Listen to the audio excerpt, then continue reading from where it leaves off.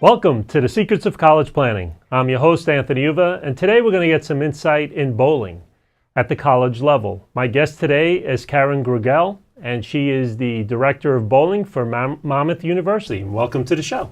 Thank you so much for having me. Sure. So usually I start my guests where they went to college. So where'd you go to school? I went to Vanderbilt University. I graduated in 2009, and I was recruited to go there for NCAA Division I women's bowling. Great. So let's go back into high school before we get into college. When did it all start for you in high school? Did it start freshman year, senior year? When did you start thinking that I can go and bowl at the college level? Actually, it started prior to that. So I began bowling when I was 5 years old, just in a little fun bumper league, and my team won first place, and I liked winning, so it just kind of stuck. And I got more and more involved as I got older and found out more about the local youth tournaments. We had a very strong local youth association in Ocean County, and my dad got me involved in a lot of the tournaments at a very young level. I competed in my first tournament, I believe, when I was 8 years old at the bantam level. And so from there, it kind of progressed. And then I would say probably in 7th and 8th grade, when I had some older peers that were getting into looking at colleges, did I learn about bowling at the collegiate level. NCAA bowling started in the late 90s, early 2000s, so when it was transitioning into a championship sport at that level, I had a few friends that were beginning the recruiting process, some mentors that had been older than me that I had bowled with for years, and that's when I learned about it. So probably in middle school was when I started to learn about it and get a little bit more interested in it. And then when did it start recruiting? Sophomore year of high school? When did they start coming after you? Well, actually, I would say probably, right around sophomore, junior year. Over the summer at the Junior Gold Championships, I had a few coaches speak with me that were USBC collegiate varsity club level coaches. NCAA was still pretty new. I had a few friends that had gone and bowled at the NCAA level, so they started talking to me a little bit about their programs. And then, by my senior year, I had a few coaches contact me, and by fall of my senior year, I had spoken with Coach Williamson at Vanderbilt and went down for a visit during their homecoming weekend, actually. And from there, I just fell in love with the campus and the environment and knew I was going to be part of something really special there. Great. So you go to college. What's Vanderbilt like? Oh, it's absolutely beautiful. The entire campus is very picturesque and very homey. You just feel like you're part of a really inspiring community, both intellectually and athletically. We won the national championship my sophomore year, and it was the first national championship in the school's history. So that was probably one of the most incredible experiences of my lifetime, and they really embraced our team and the success that we had. So right. It was a wonderful experience. So now you graduate from Vanderbilt, and how does one go from graduating from Vanderbilt to the Director of Bowling at Monmouth University? It's actually a really sweet story. So I moved back to New Jersey after I graduated and had been job hunting for a while. I graduated in 2009, so the job hunting industry was a little bit difficult at that time, especially fresh out of college. And I moved back in with my grandparents, and I was sitting having breakfast with my grandmother the one morning, and she saw in the newspaper that Monmouth University was announcing that the start of an NCAA bowling program, and thought I should apply for head coach. And I told my grandmother she was crazy because I was only a year out of college myself and thought I was too young and inexperienced. So she kept encouraging me and pushing me, so I applied eventually, and then here I am. Wow. 7.5 years later. coaching the NCAA program. I was the first head coach, and I started the program in July of 2010. And from there, we've had some progression and some little successes along the way. We were fortunate enough to have a very affluential alumni from the business school who is in the bowling industry, Patrick Sanello.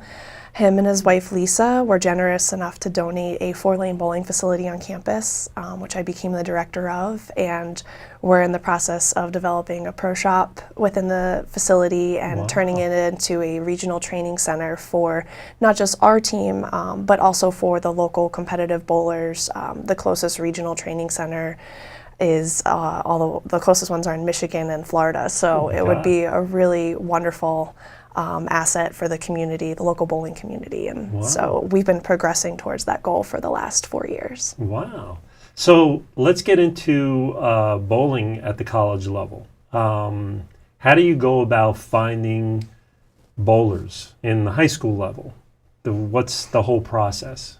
Well, not every state in the U.S. has high school bowling. So what we do is take a look at which states do have high school bowling, and then also their seasons tend to vary by state. So it's really an all-year recruiting process for us. In the tri-state area, they're primarily a winter sport. So from around Thanksgiving through till about February is the prime recruiting season for the high school tournaments, but there's a lot of youth tournaments that are run by the USBC, which is our national governing body, that we attend. So for instance, just last week I was out in Las Vegas, Nevada recruiting at the Team USA trials. There's also a Junior Gold National Championship, which is a very, very large youth tournament that's held over the summer, as well as Turbo Collegiate Expo, which is hosted by Turbo Grips. They're insert grip manufacturer for bowling, and they host a wonderful collegiate expo where players not only get the opportunity to showcase their skills in front of coaches, but also compete against one another in a mini tournament at the end. So there's each year more and more expos of that nature are starting to pop up. Down in Texas, the International Training Center, where Team USA trains, has a combine in the summertime. So there's a variety of different places that we go to look for players. So it's not just limited to the high school seasons. So what is some of the requirements for a high school student to have to bowl at the college level? I think it really depends on how long they've been bowling, and also to what level of competitiveness they want to continue their career. We're a multi-divisional sport at the championship level, so we have Division I, Division II, and Division III all competing against one another and trying to qualify for our national championship. That being said, depending on the player's skill level as they're entering into college, and also, again, their interest in level of competitiveness. Just like any other sport, there's different levels of ability and competitiveness that are tied to Division I, Division II, and Division III. Then that's not to say in bowling, I mean, last year's national champion was a Division II school. So, there's opportunity for growth and development. A lot of it comes down to the level of commitment that they want to make. Obviously, the time demands are strong. Our season is very long. We go all the way through from October to April. That being said, they have to figure out, okay, what's my level of time commitment to my athletics in addition to my studies that I'm going to have to learn to manage and allocate, and that kind of will determine, I think, what level they want to pursue. So now, how about grade-wise? They have to have good grades? Oh, absolutely. The NCAA across all sports has eligibility standards that you have to meet. It's a sliding scale between your GPA and your SAT or ACT scores. And then international students obviously may have to take the TOEFL or some other exam as well. So really, you do have to meet the minimum NCAA eligibility requirement first and be cleared through their clearinghouse. Once that happens, you can take a look at the institution's admission requirements. You have some very prestigious academic institutions in women's bowling, such as Vanderbilt and Tulane, and then there are several different size schools. So you have smaller private institutions, you have larger state institutions with programs.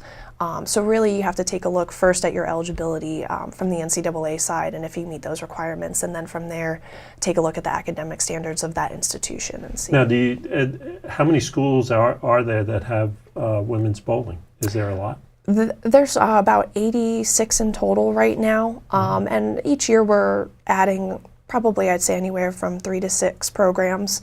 Our expansion right now has happened rapidly at the Division II and Division III level, so we're trying to push some more Division I schools to add, but as of right now, we keep expanding each year. And there's men's bowling as well? Not on the NCAA level. There isn't? No. That's just more club? Yes, Gotcha. But the club is run by our national governing body, USBC, so it is a very competitive level of bowling. There are institutions such as Wichita State and William Patterson and McKendree that offer opportunities for very high competitive bowling. USBC does have does air their national championship just like the NCAA does on ESP. They have a contract with ESPN, so there's definitely still that equal level of competitiveness on the club side for the men. So now students come to Monmouth University. When do they get there? What's the schedule like when they get there? How does your practice go? How do the tournaments work? Take me through a whole year's worth of what a student does when they get to Monmouth University as a bowler. Well, we sort of hit the ground running because our preseason starts September 1st and our school year usually starts right after Labor Day. So we usually have our players come in, and that very first week, in addition to starting their classes, getting settled in with their books, meeting their roommates, getting acquainted with the team, you're looking at sports physicals, you're looking at compliance paperwork, just sort of getting them all ready. And then we actually host a demo for equipment. So we're sponsored by Ebonite International, and we use the 4 brands within that company for our equipment. And so that very first week we have what's called a ball representative come in from that company, and we demo the equipment and take a look at the players' fit, and we double check everything, make sure everything fits well, they're comfortable with their game. From there, we then start looking at purchasing their equipment, getting them fitted for their uniforms, getting them fitted for their practice attire, their warm-ups, as well as their equipment, and then we start the ordering process. Then everything comes in, we work on laying out their equipment based on their specs. So we'll evaluate their physical game and take a look at their timing, their release, their axis rotation, their axis tilt, and then kind of from there, their ball speed, their rev rate, evaluate all those factors. Wow. And then from there, we kind of figure out how we're going to build their arsenal of equipment for the season. So then right after that, the tournaments start? Our tournaments usually start mid-October, end of October. Right now we are in the process of transitioning into an AQ championship, automatic qualifiers, whereas before all the bids were at large. Okay. So that being said, now there's more conference play going on and evolving in our sport. So I think over the next couple years, you'll start to see schedules be a little less sporadic in location. So, right now we kind of travel all over the country and, wow. Just kind of keep a very diverse schedule to keep our RPI and SOS up for selection criteria. But now that we're going into AQs with this upcoming championship, we'll start doing a little bit more conference play. And now how does practice work through the season? Is it at night? Is it during the day? Well, we're very fortunate because we have the facility on campus, so I work around my players' class schedules. Being that I have such a diverse group of majors and we're on a 14-week academic schedule, I really have to be creative in practice sessions. So if I can get the whole group together 2 to 3 times a week, that's a really big win. But we do a combination of individual sessions, small group sessions, and full team sessions, depending on their academic schedule and what we can work out within the facility. But other teams that don't have facilities on campus, they have to work with their local proprietors. So they may not be able to practice until 9, 10 o'clock at night, or have to come in at 7, 8 o'clock in the morning. So, we're very fortunate in that sense. But the reality is most programs, kind of have to work around league schedules and their local proprietors. So it's difficult. Our first couple years before we had the facility, it was very difficult. Wow, and then tournaments are always on the weekends. Correct. Well, tournaments are actually Friday, Saturday, Sunday. So we compete in usually 5 matches on Friday, 5 on Saturday, and then 3 on Sunday in 3 different formats. So we have what's called a Baker format, traditional Baker format, traditional team game format, and a best 4-7 Baker format. And the Baker game consists of your 5 starters, each contributing 2 frames to the total game. So the person that bowls the first frame will bowl the 6th frame, the 2nd frame, the 7th frame, so forth and so on. So on our Friday format, you do that 5 times, that format 5 times, and then whatever your pinfall is against your opponent, when you bowl in the same pair, that determines the winner of the match. So we'll do 5 matches like that. They're very long days, I won't lie. It's 6 to 7 hours on Saturday, Sunday, and then another 4 or 5 hours depending on how long the format takes. On Friday, Saturday, and then Sunday, the best 4 or 7. So, it's a lengthy weekend. So we usually leave Thursday and then returns late Sunday evening.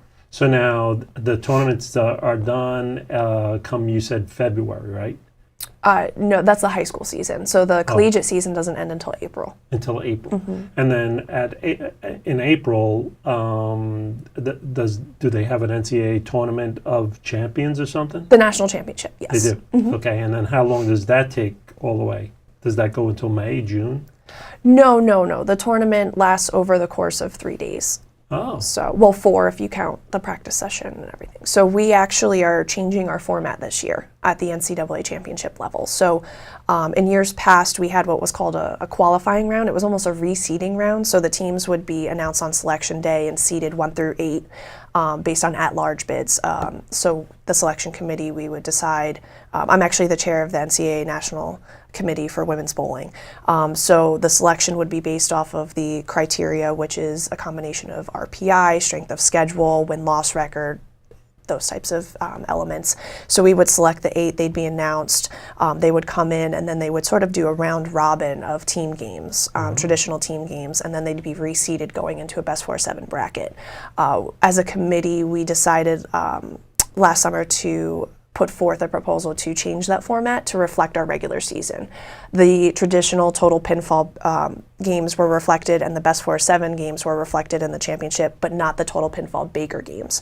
So not all 3 of our regular season formats were being utilized in our championship format. So we actually adopted a new format starting this season. So it'll be all bracket. Once you're seated, you go right into the bracket.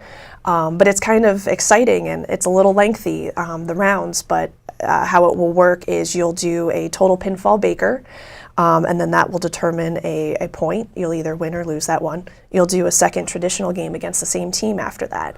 And so if you go 2-0 in those 2 formats, then you advance to the next round. Wow. If you go 1-1, the tiebreaker is our best 4-7 format. So it gives the opportunity to utilize all 3 of our formats that we're competing in the regular season. I'm in the Southland, or our team is in the Southland Bowling League Conference, and we experimented and went forth and put together our championship last year with that format, and got a very good response from our student athletes. I know my players said it was long, but they really liked it. They felt it delivered a true champion, and it was grueling and challenged them physically and mentally in a very positive way. So the coaches liked it too. We had to tweak a few things in terms of lane rotation, but overall I'm very excited to see the response and the energy that'll come from that new format at this upcoming championship. Yeah, it's interesting how so you get a true champion from all the divisions because they all come to that one tournament, right? Correct. And so automatic qualifiers are now being implemented. So what will happen is we'll be selecting 10 teams based off of automatic qualifiers, 6 automatic qualifiers or 6 conferences, and 4 at-large bids. So from there, they'll be seeded into the bracket. Actually, the the bottom 4 will have to play in for the last 2 spots. So we're going to have play-ins actually our very first year going into automatic qualifiers.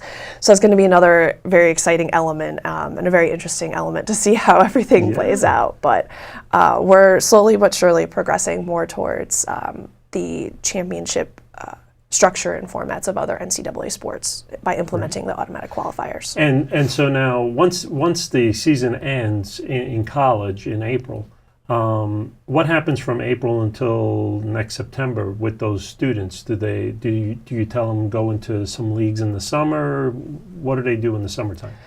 They do a variety of things. So some of them will go to maybe like local training centers near them, or they'll work with coaches back at home. I think it's very important for them to have a coach back at home since that's such a long time frame that I'm not able to work with them. But now with technology, what's fantastic is they can send me videos, if they feel like something's off in their game, and say, hey coach, can you look at this and let me know something feels off and I can't figure out what it is. So I actually encouraged all of them to invest in a tripod, and they can just take their phone and record themselves from different angles. And I've worked with them throughout the course of our regular season practices to know what to look for in their games. But in addition to that, they will participate in leagues. They will participate in upper level tournaments. So there's several competitive events. And now with the Women's Professional League starting back up a few years ago, the PWBA is back.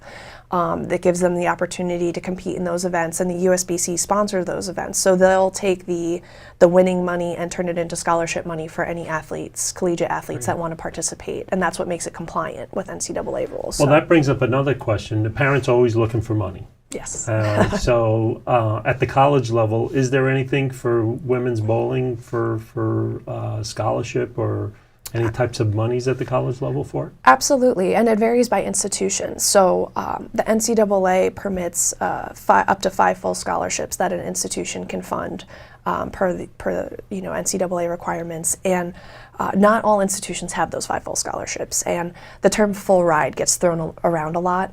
Most female bowlers on collegiate scholarships are on combination packages. So it's probably, that's what I was. I was a combination of athletic, financial aid, academic merit, and I'd say that's the majority of collegiate bowlers, is they're on some sort of combination. Now you have to remember with Division II and Division III, there's fewer athletic scholarships or maybe no athletic scholarships, but they do have financial aid, they do have need-based aid, they do have obviously academic merit. So a lot of student athletes will end up getting maybe that full ride, and it's just the coaches being very creative and utilizing the resources of the institution to get them where they need to be financially. But also at the USBC collegiate club level, there are institutions that offer scholarship money as well. So it's not just the NCAA side, there are institutions at the club level that have scholarship as well. So now, do you find hotbeds in America for bowling? Is there certain places where coaches go, oh, that's the place where you have to go? It's funny you say that. I think it varies by year or by generation maybe.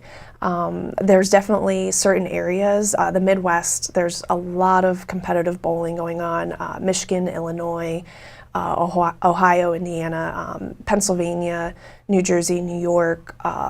And then there's starting to be more events down into Maryland and the Carolinas. I actually recently started recruiting from the West Coast.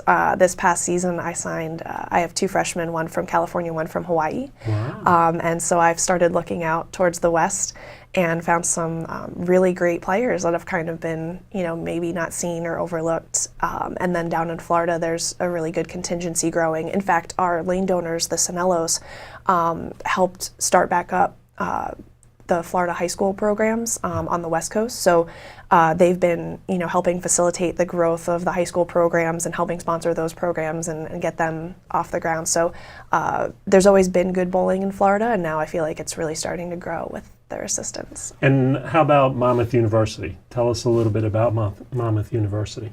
I mean, it's an amazing institution. Everyone should go visit it and attend there if they can. The campus is a gem. It really is. I think it's a hidden gem in New Jersey that a lot of people have maybe even overlooked or, not really considered and should consider. It's a beautiful campus. The administration and the faculty and staff are just amazing. Everyone is supportive of one another. It's really a very nice, close-knit family. Coaches and professors work together with their student athletes and come support the student athletes. And obviously with King Rice coming in, and ironically, I don't know if you know this, but King was at Vanderbilt when I was there as a player. He was an assistant coach with the men's basketball team when I was a player, and then ironically we both ended up at Monmouth. So that's been a really neat connection to have. And the coaches are just amazing. When they go there, they stay there for life, the head coaches, because it's a great place to work. Well, we're getting to the end of our show, and usually I ask my guests, what advice do you want to give to the parents out there that their students want to go on to college to bowl? Get them involved in as many tournaments as possible, especially tournaments where there's sport shots involved. So sport shots involve more difficult oil patterns, and when you go to the collegiate level, that's all you're competing on, are those level of oil patterns. So the more exposure you can get to those patterns, the better. And then in addition to that, invest in a good quality coach and good quality pro shop driller. Making sure your player has proper fit is so important, because if you're trying to evolve their physical game and their fit isn't proper, it can be really discouraging and affect their timing, their release, and kind of cause their game to become stagnant. And then in addition to that, just try and research as much as you can in terms of combines and clinics and expos. Like I said, the Turbo Collegiate Expo is great. The ITRC is wonderful, their combine. And we're looking to try and host actually a clinic at our facility this upcoming spring to help with the local student athletes that want to maybe, bring their games to the next level. But the more you can get involved in that, the better. And then also research as much NCAA compliance information as possible. It's never too soon to get started on that. As soon as they're a freshman in high school, get them registered with the NCAA Eligibility Center and ask a lot of questions and try to find out as much as you can about the recruiting rules, because a lot of parents, I think, get turned off because they'll reach out to a coach when their child's maybe a freshman or sophomore, and they'll reach out to maybe a Division I coach, and that Division I coach can't answer any of those questions. They can't even respond, at least for our sport, at that age level. So it's really important that they do their research and ask as many questions to people as possible. So, and hopefully I'll have a Twitter feed up soon. I'm looking to start a Twitter feed to help with the recruiting rules and get some more information out. So be on the lookout for @Coach Karen, or if that's already taken, @Coach Grygiel, something along those lines. And hopefully I can help facilitate that process through social media. Good. Well, thank you very much for coming on my show. Thank you for having me. Yeah. So you've been watching The Secrets of College Planning. I'm your host, Anthony Uva. Until next time.